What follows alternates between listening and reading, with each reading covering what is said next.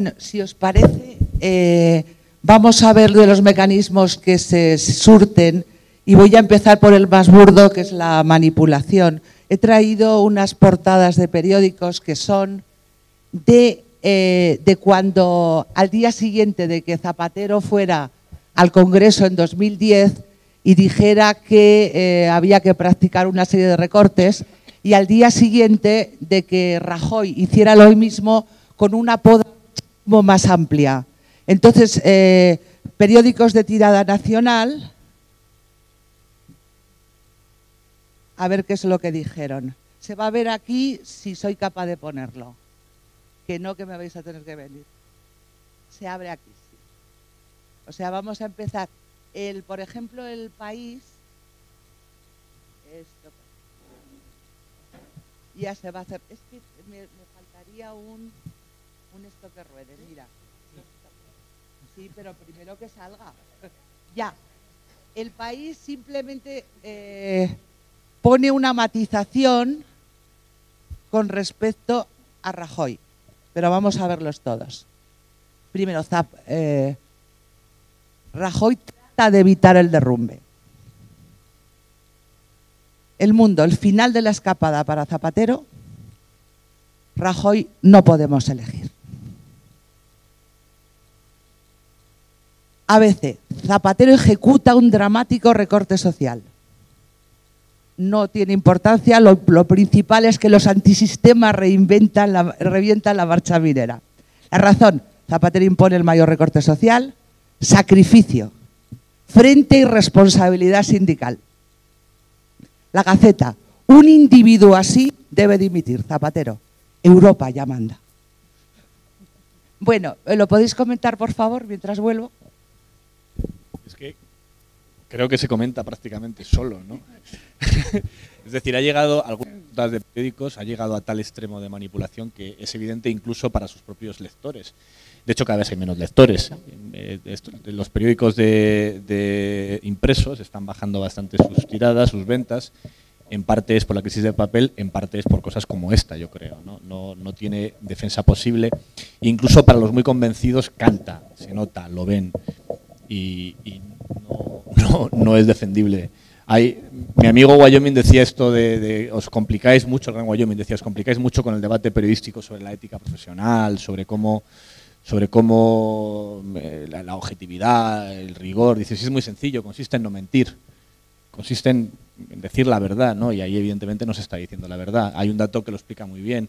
El recorte de Zapatero de mayo de 2010 fueron 15.000 millones en 2 años, en año y medio, perdón, 5.000 en el año 2010 y 10.000 millones más al año siguiente. El recorte de Rajoy fueron 45.000 millones en 2 años y medio. O sea, es del orden de 3 veces superior y mereció unas portadas 3 veces menos peso, ¿no? Y yo quería hablar también de un tema que planteaba antes Sol, que es cómo las empresas periodísticas, que eran empresas muchas veces además familiares, sobre todo en Latinoamérica, han pasado a ser empresas de telecomunicación, empresas que tienen intereses en varios sectores más y que no solamente dependen del periodismo como único negocio, sino que están diversificadas en otros sectores, ¿no? En la parte de Internet es verdad que hay una tentación con la parte de la comunicación, porque además las empresas de comunicación están teniendo una información sobre sus lectores que no han tenido jamás y que puede llevar, todavía no lo hay, pero que puede llevar a futuro a una serie de modelos de negocio basados en la intimidad de la gente, para empezar, lo cual tiene su aquel. Y luego yo creo que es un fenómeno doble. Por un lado va a haber muchas empresas que se hagan muy grandes para intentar sobrevivir a la situación de la comunicación, y por otro lado deja huecos a empresas muy pequeñas, ¿no? Yo estoy ahora montando con Juanlo y con unos cuantos periodistas más, como Rosa también, un nuevo medio de comunicación que es muy, muy pequeño en cuanto a estructura empresarial, muy pequeño, muy modesto, pero que juega exactamente en la misma división que juegan el resto de los periódicos digitales, que es la de Internet, donde el kiosco es único para todos. Y si haces un buen trabajo, tienes una capacidad para llegar a muchísima gente con un coste muy reducido que no ha tenido jamás nadie. Estamos montando una empresa de periodistas, y una empresa de periodistas no podía soñar hace 10 años, hace 5, hace muy poquito tiempo, con ser capaz de crear un periódico global que llegase a todos los rincones del planeta, porque no había dinero, había una necesidad industrial que ahora no se tiene. Es decir, por un lado está generando el cambio de Internet y el cambio de las nuevas tecnologías enormes monstruos, empresas gigantescas casi como cuando los indios atacaban al 7º de caballería y se ponían la espalda contra espalda y se iban unificando, haciendo cada vez empresas mayores. Y por otro lado está abriendo huecos para que empresas muy pequeñitas, periodistas con muy poco interés económico detrás y con necesidades de estructuras mucho más modestas, sean capaces de montar medios de comunicación. Pero no en va Francia, a llegar a la misma gente, ¿no? No tiene por qué. En Francia hay un ejemplo fantástico, que es Mediapart, que es un periódico digital montado por periodistas de Le Monde, que está consiguiendo dar muy buena información. Ya, bueno, gran parte de los escándalos de Sarkozy son exclusivas de este periódico. Se financia por un sistema de pago de los lectores, que eso es un debate distinto, y está consiguiendo hacer cosas. Y lo hace porque para montar un medio de comunicación los periodistas antes necesitábamos una industria pesada detrás, un banco con mucha inversión detrás, y ahora no hace falta tantísimo capital para poner en marcha un medio de comunicación, y eso abre nuevas oportunidades a los periodistas que jamás hayamos tenido. ¿Quieres comentar algo? Sí, no, solo una cosa. Eso es cierto, efectivamente, y está bien, pero claro, esta mañana se mencionaba, ¿no? El hecho de que, bueno, haya todas estas plataformas, que es fantástico, y no hubiéramos sabido lo que pasaba, bueno, no sé, yo siempre me voy a lo de internacional, ¿no? Pero lo de Irán, lo del Ayun, en todo eso, si no hubieran existido la tecnología, etcétera, etcétera, ¿no? Pero también es verdad que luego, como se ha dicho esta mañana, al final luego la gente va a votar y vota al PP, ¿no? Sí. Y vota en mayoría y todo eso. Entonces, hasta que lleguemos a que podamos tener un peso y una influencia a base de esas plataformas, pues falta tiempo, ¿no? Yo quería solo, por ejemplo, contar un ejemplo que hablaba, porque Baltasar nos decía, tratar de poner ejemplos del enorme peso que tiene todo eso que no tiene nada que ver con el periodismo.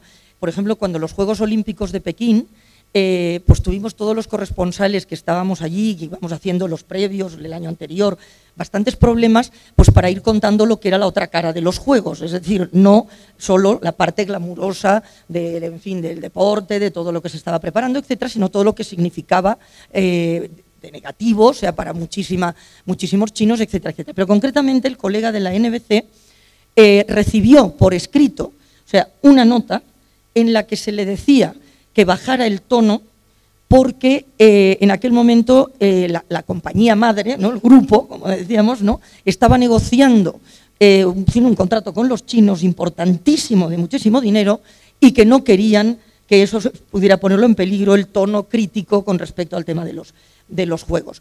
Y otros más modestitos, pues recibimos ciertos toques diciendo a ver si nos van a fastidiar y hemos pagado los derechos para transmitir los juegos y a ver si luego nos van a poner pegas para transmitir los juegos.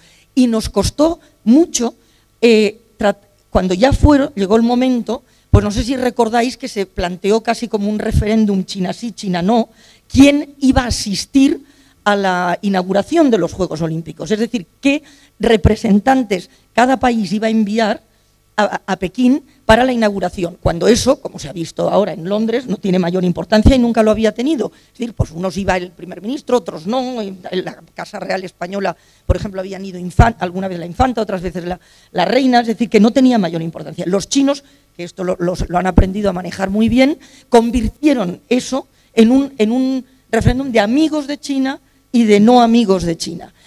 Porque con todo el lío de la antorcha, el tema tibetano, etcétera, no me voy a alargar. Bueno, ¿qué pasó?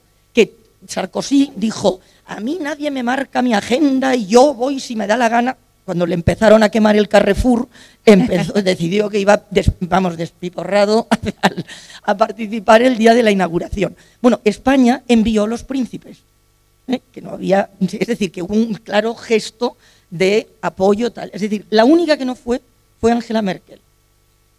Y dijo que no iba. Claro, también hay que pensar que Alemania es la única que tiene superávit con China, ¿no? Entonces, pues es probable que hubiera... Bueno, pues contar eso nos costó un montón. O sea, es decir, que nos decían, y lo digo en plural porque nos pasó a varios compañeros, hablo siempre de televisión, a varios colegas, de que en las centrales nos decían, ay no, pero el día de la inauguración vamos a hablar del espectáculo y de lo que han hecho y tal, pero ¿para qué vamos a hablar de quién está en la tribuna y quién no está en la tribuna? Claro, nosotros decimos, eso es lo importante en ese. Bueno, pues lo conseguimos meter, concretamente Televisión Española, lo metimos, pero lo metimos fuera del bloque olímpico, o sea, en el telediario, pero fuera del bloque olímpico.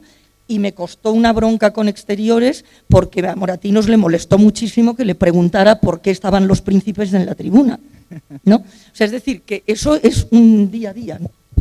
A ver, hemos hablado de ser nosotros, de ser didácticos y ayudar en lo que podamos a hacer distinguir pues cómo nos engañan, que dice ella, cómo no son objetivos, que parece que casi ninguno lo son. Entonces, por ejemplo, uno de los principales sistemas es la neolengua, o sea, el uso de una serie de palabras. Habrán observado que cada vez que hablan de la sanidad, de la educación, hablan de gasto social. En cambio, cuando hablan de hacer carreteras, hablan de inversión en infraestructuras. En esto de la neolengua, el otro día Rato fue genial, dijo, lo de Bankia, dijo, no es un agujero, son cambios de criterios contables. No hay pérdida, solo reducción de márgenes de futuro. A ver, Soledad, ¿cuánto influye el que se cuenten las cosas de una manera u otra? Muchísimo, muchísimo, pero eso es una cosa que dices...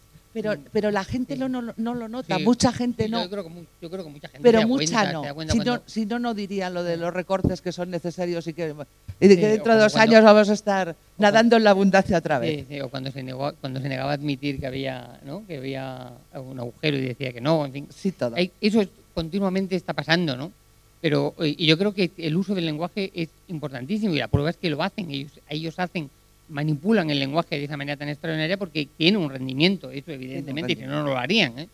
Pero yo creo que cada vez más también existe una reacción contra eso, ¿no? Yo creo que antes la gente era más inocente a ese respecto y ahora cada vez más los espectadores o los lectores son menos inocentes y se fijan más en esas cosas, afortunadamente, ¿no? Pero aún así es cierto que existe una especie de metalenguaje que consiste no hay en dinero, que, eso lo está repitiendo todo el mundo. A mí me lo dicen todos los días, 1 o 2 veces. Claro. No hay dinero, y sí hay. Claro que lo hay cantidad de cosas, o cuando te dicen que lo que tú dices, el gasto social, ¿no? Hablando continuamente del gasto social como si fuera algo que nos hubiéramos, o que la responsabilidad fuera nuestra. Lo básico es conseguir que creamos que la responsabilidad es nuestra, es lo que pasa, ¿no? Y eso es permanente, estamos continuamente con esa historia. Si no hubiéramos gastado tanto, si la gente no se hubiera metido en una hipoteca para su piso, si la gente no hubiera sido tan loca con el dinero, si la gente dice, pero ¿quiénes han sido esos? Pues yo la gente que conozco ha comprado una hipoteca de un piso. Los que habrán comprado 500 pues existirán, pero yo no los conozco. Esos son los que deberían. O sea, en este momento, por ejemplo, en lo que yo digo, la importancia de ir desmintiendo cosa por cosa de los medios de comunicación. No nos metamos ya a grandes temas globales, que es difícil, pero vayamos a las cosas concretas, los datos. Dice, no, la morosidad de la gente que no está pagando la hipoteca hace que los bancos tengan un agujero enorme. Dice, perdón, eso no es así. Es la morosidad de los promotores. De los promotores la que causa el agujero de los bancos. Porque no es el problema del señor, del madrileño que compraba un piso a su hijo en Seseña. No. No es el problema del inmigrante peruano que ha comprado un piso en no sé dónde. No. El problema es el promotor que pidió un crédito acojonante para construir una ciudad de 150.000 viviendas y se ha encontrado con que le caía la crisis por el medio y no puede vender las 150.000 viviendas. Y el dinero del banco ya se lo ha gastado. O una buena parte de él. Y no lo puede devolver. ¿Y qué hacen los bancos? Es decir, tengo una morosidad. La gente es que realmente su vecino no paga. No, mi vecino paga. Sí. Mi vecino paga. El que no paga es el que está en Somosaguas. El que no paga es el vecino de usted, el de Botín. Es el que no paga. El mío paga, ¿no? Y eso deberíamos estar todo el rato con eso. Dedicarnos intensivamente a cada desmentir una por una todas esas cosas. Sí, es así, ¿no? Aparte va con ese mantra de hemos vivido por encima de nuestras posibilidades. Que hay que preguntarse quién entra dentro de ese plural, porque alguien que vivía en una casa hipotecada vivía cuáles eran sus posibilidades. ¿Vivir debajo de un puente? Como no podía, ¿cuáles eran las posibilidades a las que podía optar? Como si no se hipotecaba en España, donde había además un modelo fiscal y un modelo de desgravaciones y un modelo de vivienda en la cual el que alquilaba era porque era tonto o porque estaba todo el modelo pensado para que comprases una vivienda, que de repente ahora estés hipotecado es que hemos vivido por encima de nuestras posibilidades por querer tener una vivienda donde dormir y poder tener agua caliente y un techo y una cama. Yo creo que es una mentira completa y además deberíamos ser más duros a la hora de utilizar este verbo, lo de mentir, porque incluso Hablamos de que los políticos utilizan eufemismos, pero es que nosotros los periodistas utilizamos eufemismos al llamar eufemismo a lo que es una mentira. O sea, si alguien dice que no es una bajada de sueldo, sino que es una... ¿cómo fue el eufemismo que utilizó? El eufemismo que utilizó Montoro. Devaluación competitiva de los salarios. Exacto, sí.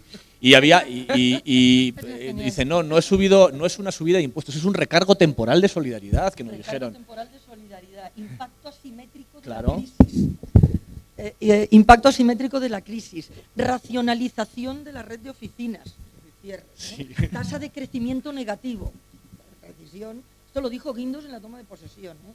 Ajustes en lugar de recortes, o medidas de ahorro en lugar de recortes. Bueno, lo del copago famoso, ¿no? Sí, o sea, oye, copago sería si alguien pagara con nosotros. Resulta que nosotros ya lo hemos pagado con los impuestos, que en todo caso será repago, o sea, pero no copago, ¿no? Y además, como en todos los eufemismos, pasa una cosa en el lenguaje, que es que a medida que se van quemando, hay que construir un eufemismo nuevo, ¿no? Primero a las loquerías las llamaron manicomios y luego pabellones psiquiátricos, porque era una manera de, a medida que se iba manchando la palabra, poner un eufemismo más, ¿no? Y con el copago ha pasado ya. Al copago le llaman ticket moderador porque ya copago, que es un eufemismo de repago, que es pagar 2 veces por lo mismo, una vez a través de los impuestos y otra vez a través del consumo directo de ese servicio, ya está quemada la palabra, y entonces ya le llaman ticket moderador, que es el término que se ha inventado el gobierno de la Generalitat catalana para ese euro por receta, que de moderador no sé qué puede tener, teniendo en cuenta que el que receta es el médico, no el paciente, o sea que tendrán capacidad para moderar directamente en la administración las recetas que firma. Yo creo que aquí además podemos introducir ya no solo en el tema de la crisis, aunque estamos hablando de crisis en este curso, pero lo gravísimo que es todo esto en los casos de conflictos, o sea, de guerras y de incitación a la violencia.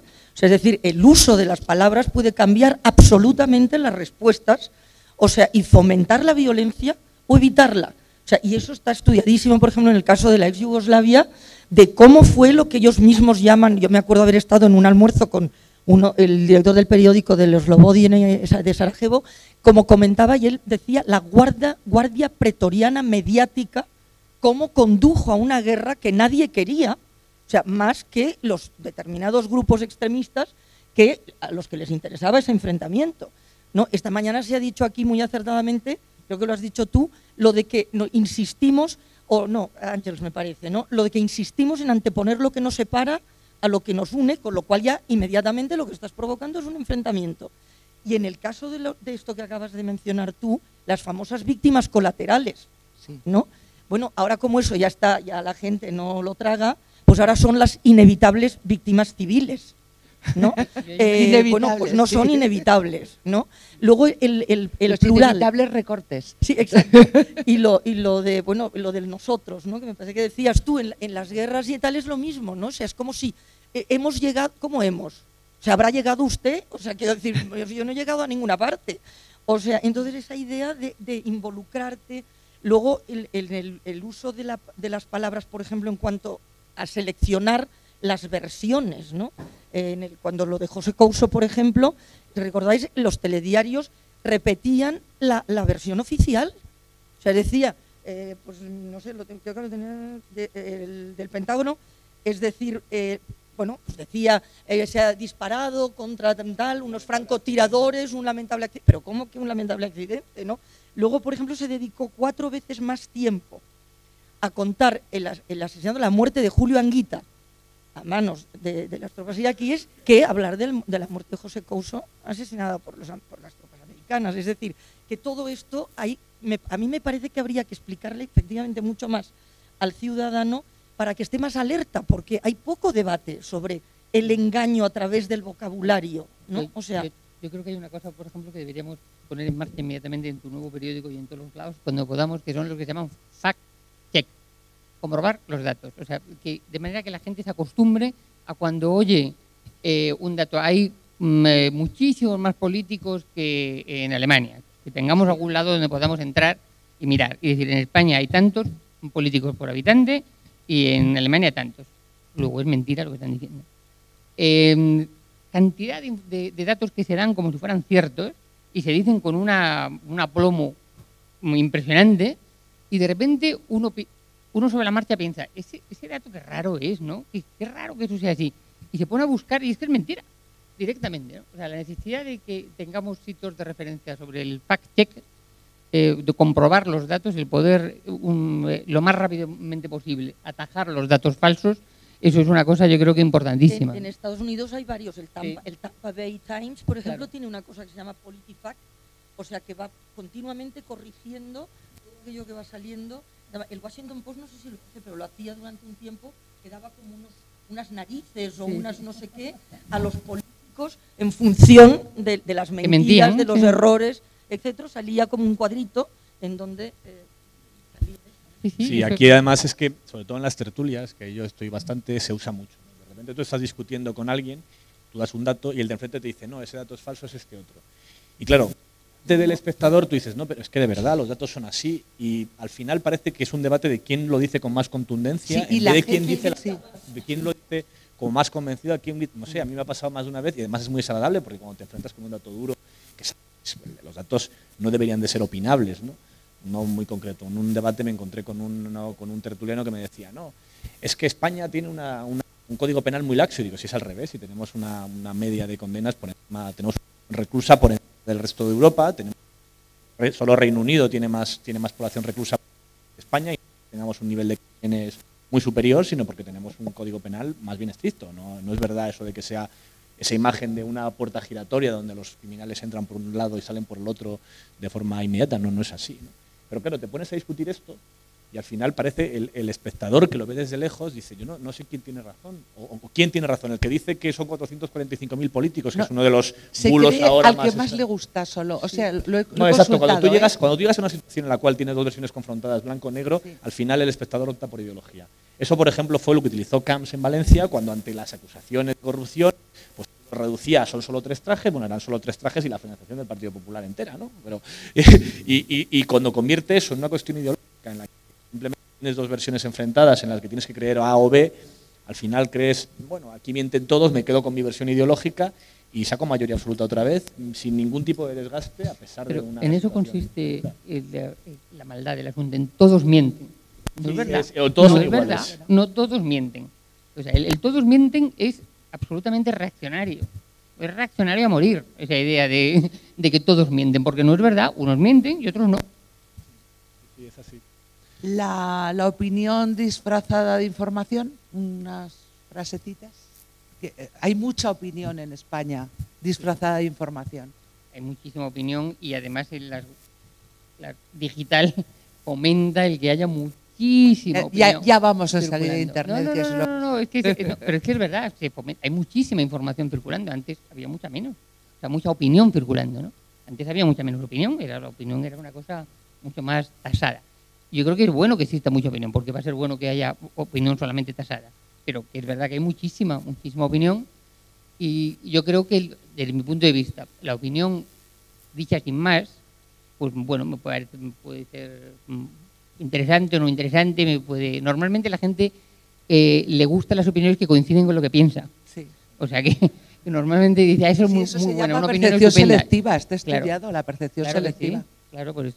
Pero básicamente la opinión debería, desde un cierto punto de vista, los ciudadanos deberían pedir que la opinión se base en algunos argumentos, por lo menos, en algunos argumentos y en algunos datos. Usted dice, yo tengo esta opinión por esto, y argumentarla, por lo menos pedirle que la argumente, un mínimo, ¿no? No, claro, es que además hay el espectador debe saber siempre ante qué géneros está moviéndose, ¿no? Porque no es lo mismo saber que te están dando información pura y dura, es decir, hechos, y que además te los están interpretando, etcétera. Entonces esa mezcla en televisión, insisto, la mezcla esta de géneros, los debates, esto es un debate periodístico, eso es un circo en general, ¿no? O sea, de entrada no son expertos, entonces ocurre esto que tú dices, claro, la gente dice cualquier cosa, nadie sabe si lo puede rebatir o no, etcétera, ¿no? Y entonces me parece que uno de los graves problemas que es muy típicamente español, es esa, pasa en todas partes, pero aquí mucho más,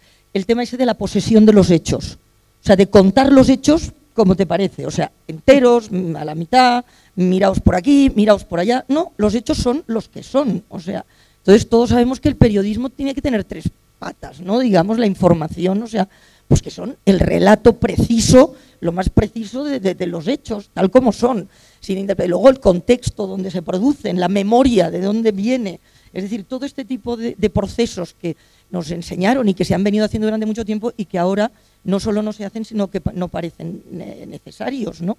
Y luego hay otra cosa que también a mí me parece muy preocupante y que en televisión, por ejemplo, cada vez más hay publicidad disfrazada de producto cultural. Sí. Y eso es también otro riesgo, ¿no? Porque ¿qué pinta, yo qué sé, los estrenos cinematográficos de la semana en el telediario? Y bueno, una película tendrá capacidad, puesto lugar, espacio en un telediario si aporta algo más, es decir, significa algo efectivamente cultural, socialmente, etcétera. Pero a mí saber que Sylvester Stallone, pues no sé, estrena el quinto Rambo, pues eso es una noticia de telediario del viernes por la noche, pues no. ¿no? O sea, entonces se está ocupando espacio con temas que no son reales. Eso ya es de nota para lo que hay. ¿Qué tal hablar de la servidumbre a la política? Porque ya no es solo las ruedas de prensa sin preguntas, son las ruedas de prensa sin réplica, en donde la última palabra se la queda el político y no se le puede oponer dato alguno. Yo por creo ejemplo, que en eso lo hemos hecho mal los periodistas porque no hemos conseguido transmitir a la gente que cuando una rueda de prensa no tiene preguntas no es un problema para el periodista sino para el lector.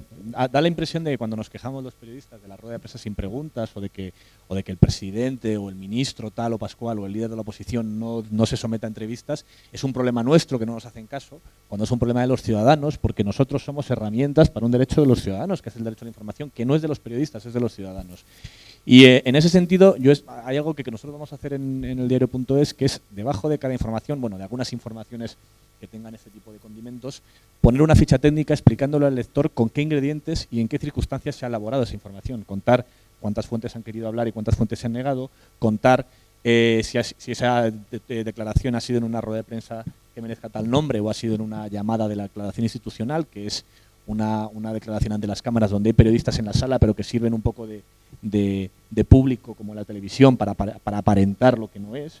Y yo creo que es importante que empecemos a contarle al lector cómo son los miembros con los que trabajamos y en qué tipo de circunstancias nos movemos muchas veces, ¿no? Porque además en España ha habido un deterioro de esas condiciones por parte de los políticos cada vez más reacios, sobre todo, y aquí no vale el todos son iguales, sobre todo el Partido Popular y sobre todo Mariano Rajoy dentro del Partido Popular, porque dentro del PP hay otra gente que sí que da preguntas, pero es inaudito que estemos en una situación en la que, por ejemplo, solo haya un debate electoral, apenas se den entrevistas, haya periódicos a los que jamás haya dado entrevistas el presidente del gobierno, llevemos 2 entrevistas y media y la última fuese con Sara Carbonero, del presidente del gobierno, en más de medio año de mandato, se eliminen debates parlamentarios, es decir, se vaya reduciendo el ejercicio de la democracia, entendida no como votar cada 4 años, sino con explicar a los ciudadanos el ejercicio del poder, ¿no? y lo que se está de las decisiones que se toman.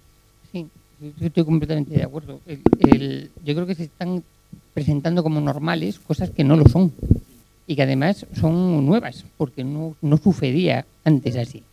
Yo recuerdo en la primera vez de corresponsal en Bruselas, fui a una conferencia de prensa que daban en la OTAN y estaba un secretario de Estado norteamericano y un periodista le hizo una pregunta, no me acuerdo ahora en qué consistía exactamente, pero le hizo una pregunta y el secretario de Estado norteamericano no contestó otra cosa. El siguiente periodista al que le dieron la palabra repitió la pregunta. Fíjate. Repitió la pregunta, Sí, idéntica. De envidia me estoy idéntica. poniendo. Se acordaba casi palabra por palabra de la que había hecho su colega y repitió la pregunta exacta. ¿Qué pasó? Pues que el secretario de Estado contestó. Porque pensó, van a ser 7 las que me van a preguntar, ¿no? La misma vez, ¿no? Más me vale que ataje esto pronto, ¿no? Bueno, eso, que es algo que deberíamos saber hacer los periodistas, es también responsabilidad nuestra. Hemos ido perdiendo la costumbre. Yo recuerdo haberme ido de joven de conferencias de prensa en las que no admitían preguntas. Decían, no se admite preguntas. Y decían, pues adiós. Adiós. Pues, Claro. adiós, mándeme usted el papel, mándeme el comunicado. ¿Yo para qué voy a estar aquí?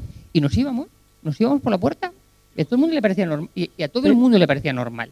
Ahora, ¿por qué demonios eso no es normal? Pues no lo sé. Pero hay responsabilidad de los periodistas. Yo cuento un ejemplo concreto. En el año 2008, después de la campaña electoral de las generales de 2008, yo promoví, junto con Fernando González Urbaneja, una firma de una carta entre todos los directores de periódicos de entonces, de los periódicos de pago y los gratuitos de Madrid, de Barcelona y del Colegio de Periodistas de Barcelona y de la Asociación de la Prensa de Madrid, donde nos quejábamos, por escrito, del abuso de las declaraciones institucionales y las ruedas de prensa sin preguntas y de la falta de la falta de transparencia por parte de muchos políticos. Pasó una cosa tremenda, la firmamos todos y salió la noticia en 3 periódicos nada más. La mayoría de los periódicos que firmaron esa carta, de los directores de periódicos que firmaron esa carta, después no la contaron a sus lectores, ¿no? ¿De qué vale que firmemos una carta y nos enteremos el sector si luego después no le contamos a los lectores que está pasando ese problema y que los periódicos nos quejamos de que pasa ese problema, ¿no? Yo creo que ahí hemos durante mucho tiempo hemos estado permitiendo ese tipo de abusos de forma continuada sin denunciarlo porque parecía que cuando lo hacía lo que al griego. ¿Os acordáis de la conferencia de prensa de que aparece el guardaespaldas del jefe de Amanecer Dorado y dice todos de pie que entra mi jefe? ¿Os acordáis? Los periodistas se levantaron. Sí. Aquel día muchos periodistas se levantaron. Y dice, ¿pero cómo es posible que se hayan levantado? Pues se levantaron. Al día siguiente se sentaron en el suelo, ¿no? Al día siguiente se dieron cuenta de lo que habían dicho. Pero la mayoría de los periodistas, que eran muy jóvenes, que estaban allí, se levantaron, en vez de decir que yo me voy a levantar porque entra tu jefe.